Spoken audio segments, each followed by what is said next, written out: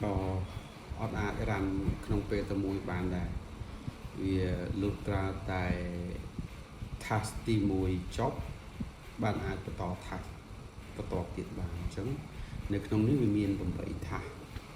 អញ្ចឹង8 task ហ្នឹងវានឹងរ៉ាន់បន្តគ្នានៅពេលដែល task ទី1ចប់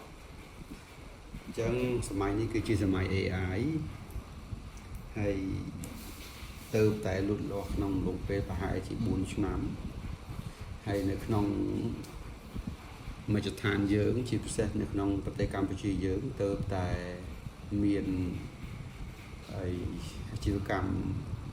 មួយចំនួនដាក់ចិត្តដាក់កាយក្នុងការប្រើប្រាស់ AI ហើយចំពោះក្រុមហ៊ុនធំគេបានប្រើយ៉ាងស្ងប់ស្ងាត់រួចទៅហើយចំពោះអាជីវកម្មតូច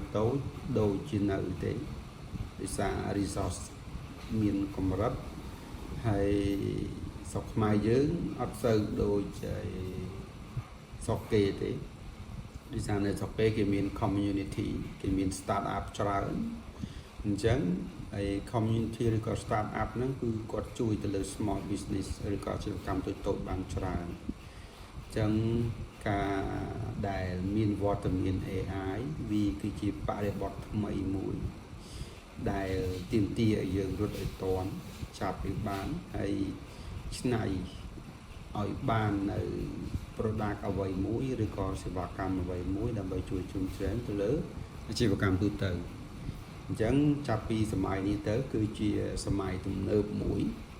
ដែលគ្រប់អាជីវកម្មទាំងអស់ចាំបាច់ត្រូវតែ apply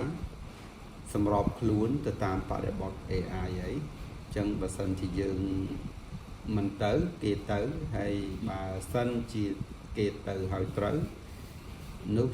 ជា income ជា benefit សម្រាប់អ្នកដែលទៅត្រូវអញ្ចឹងមានអ្នកទៅមិនត្រូវច្រើនអញ្ចឹងមិនប្រកាសថាហើយ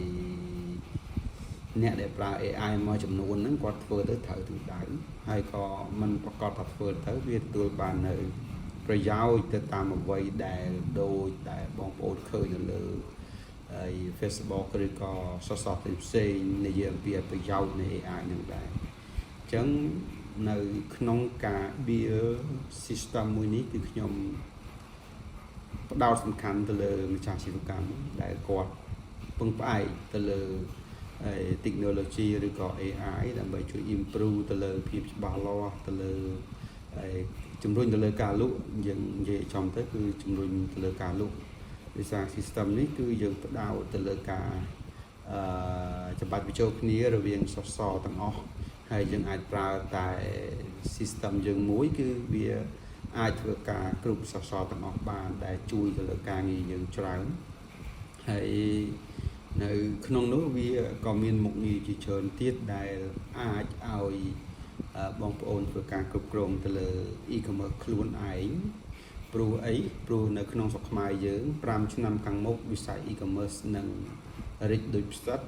អញ្ចឹងបងប្អូនដែល start ពីពេលនេះឬក៏មុននេះ5ឆ្នាំ